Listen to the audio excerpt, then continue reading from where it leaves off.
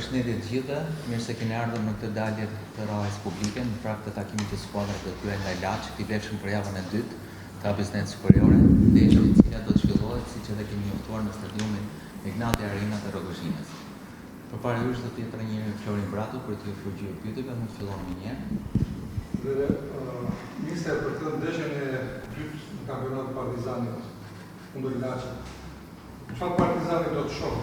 Okej, faleminderit për këtë pyetje. Sigurisht që kurse përket se çfarë Partizani do të shohim në ndeshjen e dytë të kampionatit, mendoj që do të kemi disa ndryshime, duke parë që edhe do të na mungojë Roman Human, i cili është në shkuar me karton të kuq.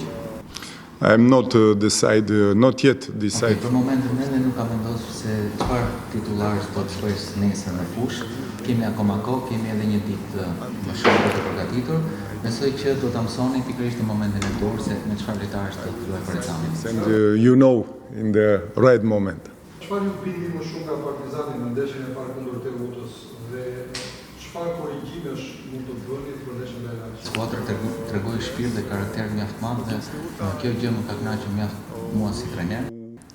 We play 60 minutes.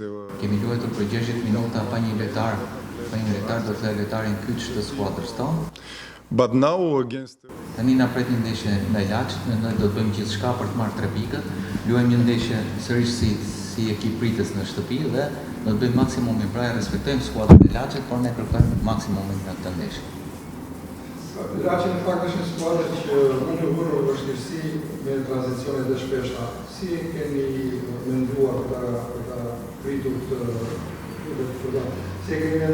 Laçi ishte përse përket ndeshjes me Laçin, neve kemi përgatitur për gjatë gjithë javës, por sigurisht pra që çdo skuadër ka anët e saj pozitive, por edhe anët e saj negative. Mendoj pra që do të jemi në gati për të marrë maksimumin në këtë ndeshje.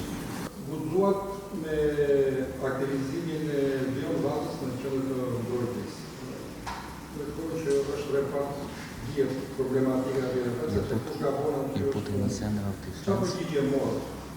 Vata dhe ju përket Vata sepse është një lojtar i cili është rritur nga Akademia e Partizanit, pra është një lojtar produkt i shtëpisë.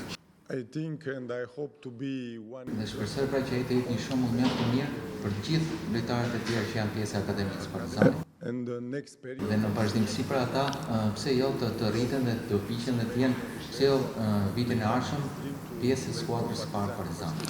Më pëlqen shumë pra që të promovoj lojtarët e rinj, sepse kjo është një prej karakteristikave apo anëve të mia që dhe tani pra varet vetëm prej atij pra që të vazhdojë me seriozitet seancat stërvitore, por edhe në ndeshje, sepse Partizani kështu, por edhe futbolli shqiptar fiton me lojtarë të rinj. Besoj se ai ka ndjekur Fadajron me Dinamo. Nuk është gati për Partizan. Yes, Fadajron është lojtari jon. Our player and I am happy for him. Ne jam mjaft i kënaqur me çfarë ai ka treguar. Dhe në ditët në vijim ai do të bashkohet me ne dhe do t'i përshtatet programit tonë. Pyetja e fundit, Me last question. Sa ju kënaq Partizani ose sa gati është Partizani për të qenë tamam Partizani i misterit dhe çfarë pret në vitin fundit të kampionatit? Në këtë moment jam i lumtur, por besoj që në të ardhmen duhet të jem akoma më i lumtur. Të gjithë lojtarët e mi po i përgjigjen mjaft mirë seancave stërvitore. And I have Dhe kemi këtë fillim apo këtë bashkëpunim për të ndërtuar një Partizan të madh dhe të fortë. Por fillimisht për ideja ime për Partizanin e shumë pritur është që të kemi pra një bashkëpunim mjaft mirë mes njëri tjetrit. Kjo është gjëja kryesore dhe primare që për momentin pra nuk jam i fokusuar tek përse përket merkatos, jam i fokusuar vetëm tek ndeshja e nesër. Okay. Faleminderit.